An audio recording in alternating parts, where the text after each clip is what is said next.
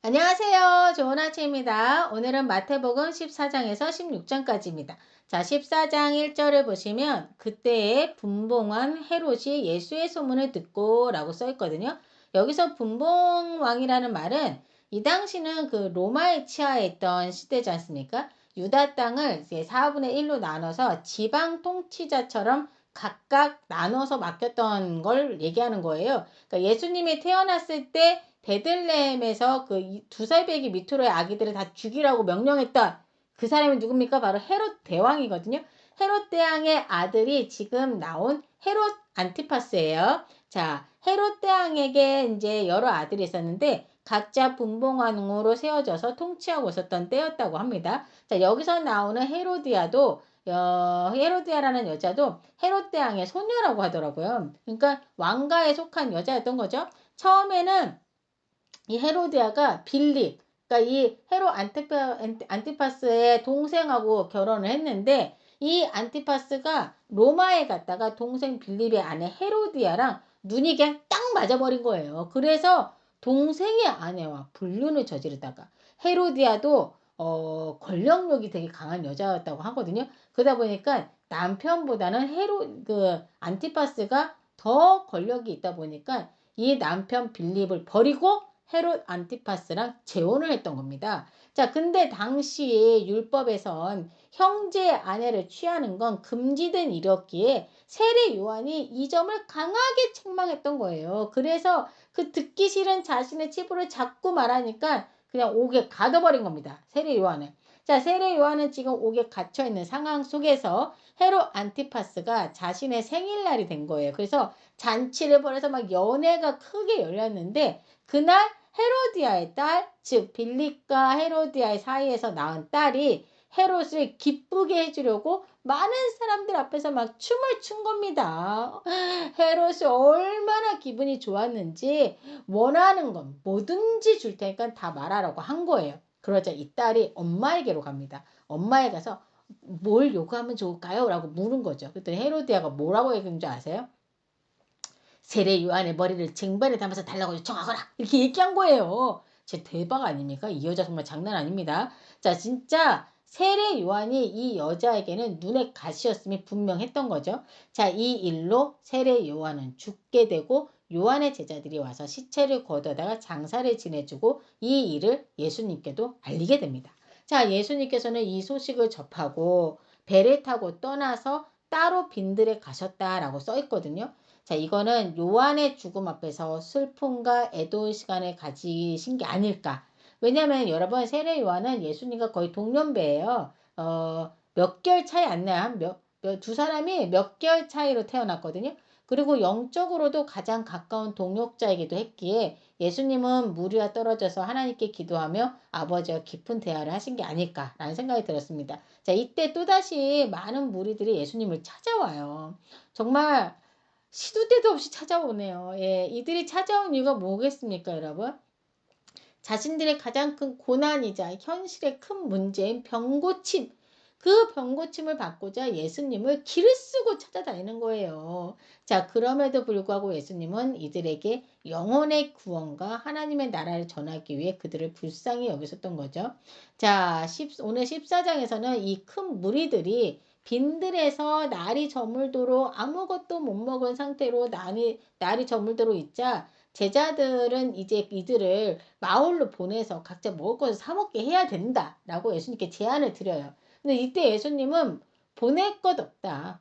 너희가 먹을 것을 주라라고 이렇게 얘기하시니까 제자들이 다 황당해하죠. 예? 아니 우리가 뭐 먹을 게 어딨어? 막 이러면 이 지금 몇천 명을 우리가 어떻게 먹이라는 이 얘기 막 완전 눈이 휘벌떡 해가지고 뭔 소리지 이랬을 거예요. 자, 그리고서는 예수님께서 제자들에게 몇 개 뭐가 있냐 그랬더니 고작 떡 5개하고 물고기 2마리가 있다고 말씀을 드린 거예요. 그러자 예수님께서는 그것들을 가지고 오라고 하시고는 사람들을 무리지어서 이렇게 앉으라고 해. 앉게끔 이렇게 지시하라고 하거든요.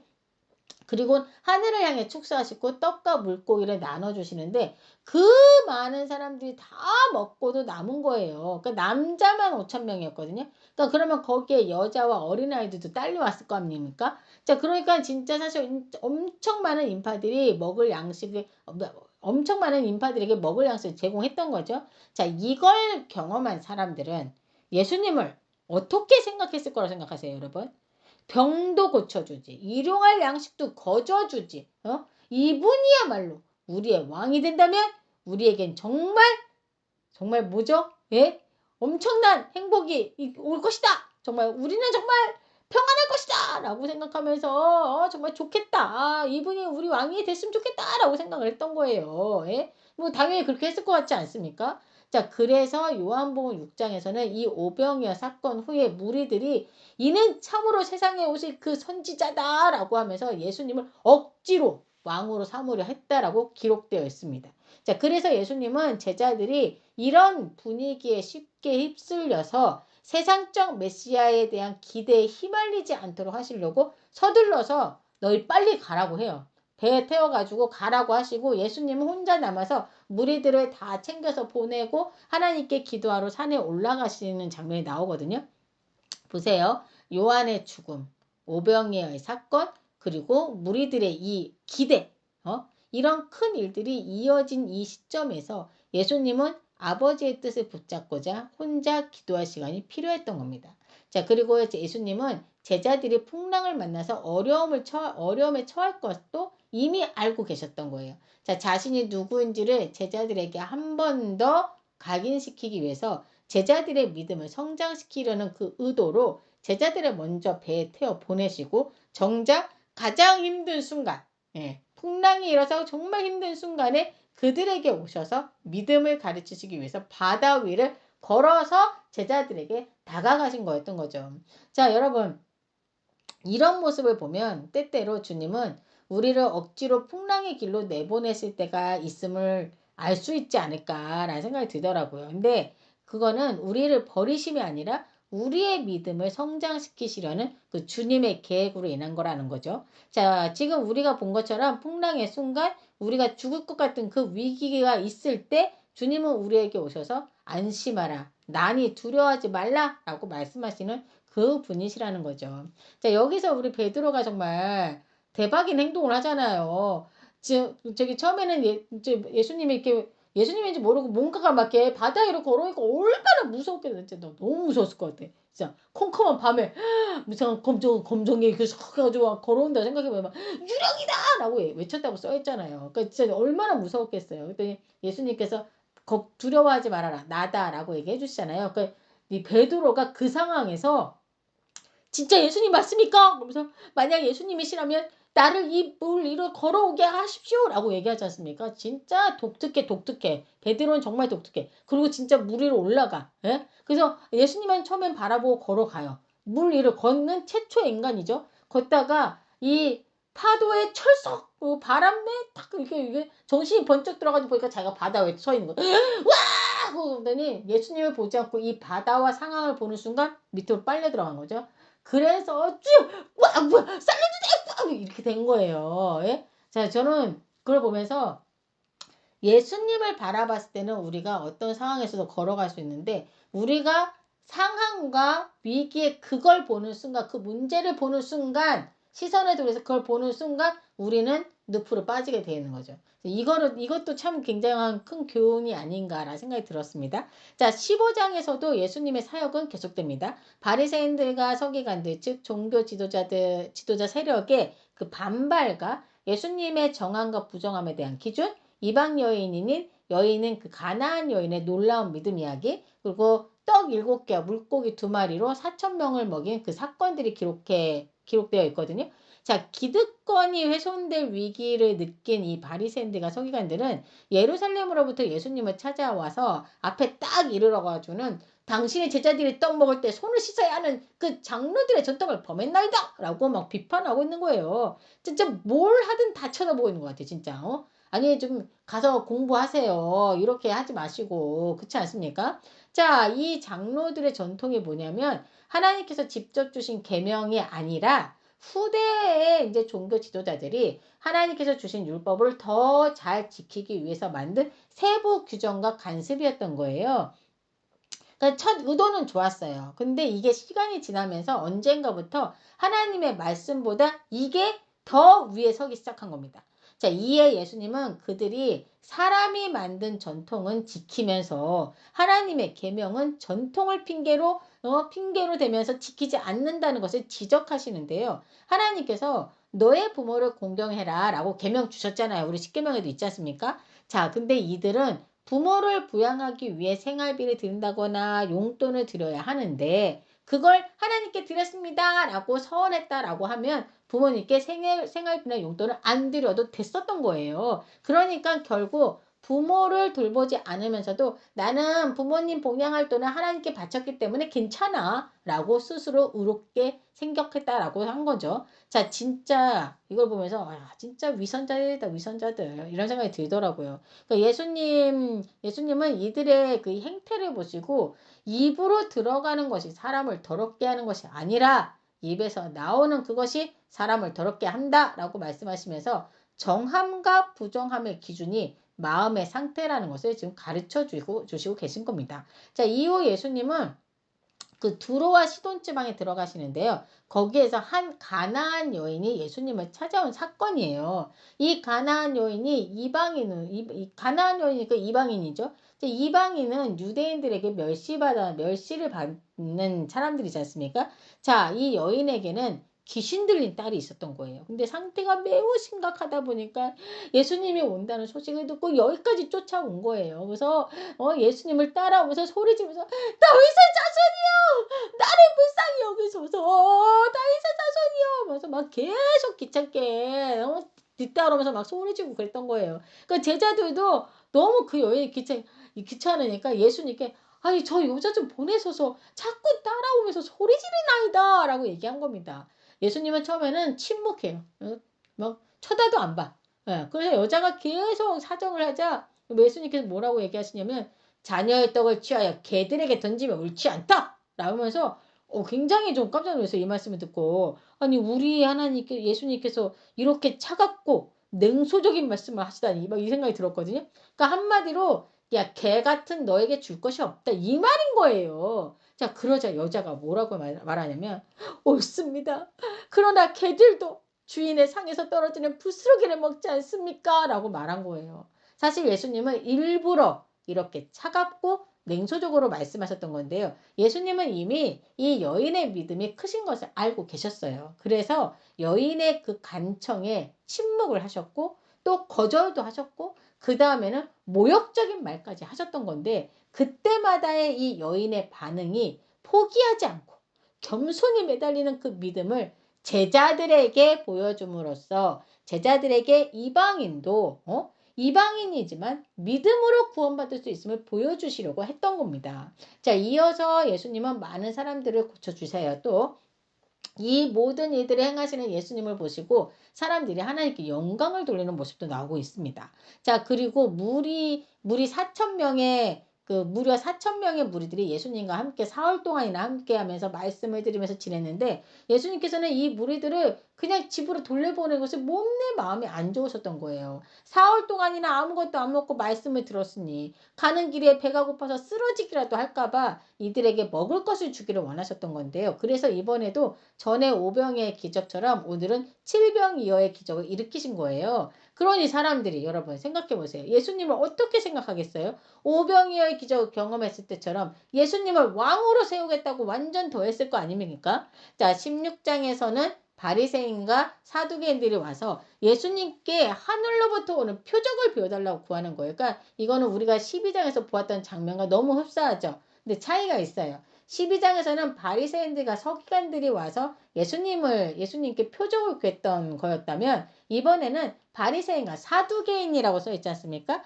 이 두 파는 서로 완전 극과 극 반대되는 원수 같은 종파예요. 근데 이날은 둘이 뜻을 합쳐서 예수님께 표적을 구한 겁니다. 자, 그러자 예수님께서는 이번에도 악하고 음란한 세대가 표적을 구하나 요나의 표적밖에는 볼 것이 없다라고 말씀하신 건데요. 그러니까 이거는 기적만 구하는 이 불신앙을 책망하신 것으로 요나가 물고기 뱃속에서 3일간 있다가 다시 나온 것처럼 예수님의 죽음과 부활의 표적 외에는 없다라고 말씀하신 거였던 거죠. 자, 그리고 그 유명한 장면 베드로가 예수님을 그리스도라고 고백하는 그 장면이 나오고 있어요. 자, 예수님께서는 제자들과 함께 그 가이사라 지방에 이르러 가지고는 제자들에게 이제 이렇게 딱 물어보시면, 얘들아, 그래, 사람들이 나를 보고 누구라고 하더냐? 라고 질문을 하신 거예요. 그래서 제자들이, 아니, 더러는 뭐, 세례 요한이라고 하고요. 또 어떤 사람은 엘리야가 다시 왔다라고 얘기하기도 하고요. 어떤 사람은 예레미야 같은 선지자 중 한 명이 아니겠느냐라고 얘기하기도 합니다. 라고 얘기한 거예요. 그래서 예수님, 이 얘기 다 들으신 예수님께서, 그럼 너희는 나를 누구라 생각하느냐라고 딱 질문을 하신 거죠. 그러자 베드로가, 주는 그리스도시요 살아계신 하나님의 아들이시니이다 라고 딱 고백을 한 겁니다. 예수님께서 이 얘기를 듣고, 바요나 시모나, 너가 복이 있구나. 이를 너게 알게 하신 이는 혈육이 아니요 하늘에 계신 내 아버지시니라 라고 말씀하시면서 아주 베드로에 대해서 칭찬을 많이 하시거든요. 그러시면서 자신이 그리스도인 것을, 즉 메시아인 것을 이제는 알리시고 아무에게도 아직은 말하지 말라고 하시는 장면이 나옵니다. 자, 이 마태복음 16장이 참 중요한 장인데요. 왜냐하면 예수님이 단순히 기적을 행하시는 그런 분이 아니라 진짜 참된 메시아이심을 드러내시고 동시에 십자가의 길을 걸어 십자가의 길을 처음 말씀하신 장이 바로 이 16장이기 때문인데요. 그래서 이때부터 이제 예수님께서 본격적으로 제자들에게 알리기 시작해요. 자신이 예루살렘에 올라가서 장로들과 대제사장들과 서기관들에게 많은 고난을 받고 죽임을 당하게 되지만 3일 만에 살아나야 한다는 사실을 제자들에게 말씀하시는데요. 이 얘기를 들은 제자들은 도대체가 이게 무슨 말인가 싶었을 것 같지 않습니까? 그냥 벙쪄 있었을 것 같더라고요. 아니, 우리 선생님이신 예수님께서 죽임을 당한다는 것도 충격인데 다시 살아나신다고 하시니 이건 또 무슨 말씀이실까 했을 것 같아요. 베드로는 역시 다혈질답게 이 얘기를 듣자마자 바로 반응을 하는데요. 예수님을 붙들고 항변하시, 주여! 그리 마옵소서. 이 일은 절대 주님께 일어나서는 아니되옵니다 라고 강하게 막 외친 거예요. 그래서 예수님께서 표정을 싹 바꾸시고는 단호하게 베드로 향해서, 사탄아! 내 뒤로 물러가거라. 너는 나를 넘어지게 하는 자로다. 너가 하나님의 일을 생각하지 않고 도리어 사람의 일을 생각하는도다 라고 꾸짖으시는 겁니다. 아니, 아까는 막 칭찬을 하셨는데 이게 뭔가 싶었을 것 같은데요. 아니, 그리고 한편으로, 아니, 그래도 사랑하는 제자에게 이렇게까지 심하게 막 사탄아 물러가라 이렇게 얘기하면 너무 심한 거 아닌가라는 생각이 좀 들었거든요. 근데 베드로가 절대 이 일이 미치지 못한다고 말한 그 말은 광야에서 사탄이 제안했던 고난 없는 메시아의 기가 똑같은 말이었던 거예요. 그러니까 예수님은 지금 베드로의 말 속에서 사탄의 유혹을 정확하게 들으셨기에 사탄아 물러가라 라고 말씀하셨던 거죠. 자, 이어서 예수님께서는 제자들에게 누구든지 나를 따라오려거든 자기를 부인하고 자기 십자가를 지고 나를 따를 것이니라. 자기 목숨을 구원하고자 하면 잃을 것이요 나를 위하여 자기 목숨을 잃으면 찾으리라 라고 말씀하시면서 참된 제자됨은 자기 부인, 십자가, 영원한 생명을 선택하는 삶임을 말씀해 주신 거라고 볼 수 있죠. 자, 마지막 28절 말씀에 진실로 너희에게 이르노니 여기 서 있는 사람 중에 죽기 전에 인자가 그 왕권을 가지고 오는 것을 볼 자들도 있느니라 라는 말씀으로 이제 막을 내리는데요. 이 말씀이 무슨 말씀이지? 라는 생각이 들더라고요. 근데 이 말씀은 내일 보시게 될 그 17장에서 베드로, 요한, 야고보가 예수님의 모습이 변화되어서 굉장히 영광스러운 모습을 나타내는 것을 보게 되거든요. 그 변화산 사건을 말하는 것이라고 많은 학자들이 얘기한다고 해요. 그 외에 몇 가지 얘기가 더 있지만 이 변화산 사건이 가장 유력하다고 하니 이 정도로 알아두시면 될 것 같아요. 자, 오늘 보신 마태복음 14장에서 16장은 예수님의 사역이 무리 중심에서 이제 무리들의 중심에서 제자 중심 교육으로 전환되는 중요한 구간이었는데요. 기적과 표적을 통해 많은 무리들이 여전히 예수님을 따랐지만 예수님은 그 속에서 제자들에게 점점 더 메시아의 그 참된 모습과 제자의 길을 분명히 가르치시고 계셨던 겁니다. 자, 이 시간 함께 기도할게요. 하나님 감사합니다. 예수님의 가르치심을 받을 수 있도록 저희에게도 이 말씀을 허락하심에 감사드립니다. 우리가 베드로처럼 주는 그리스도시여 살아계신 하나님의 아들이십니다 라고 진정 고백하는 그 믿음을 허락하여 주시옵소서. 또한 자기를 부인하고 십자가를 지고 따르는 참된 제자가 되길 원합니다. 오직 주님의 길, 주님의 뜻을 따라 살아가는 저희가 되길 원하며 이 모든 말씀 우리 주 예수 그리스도 이름으로 기도드립니다. 아멘.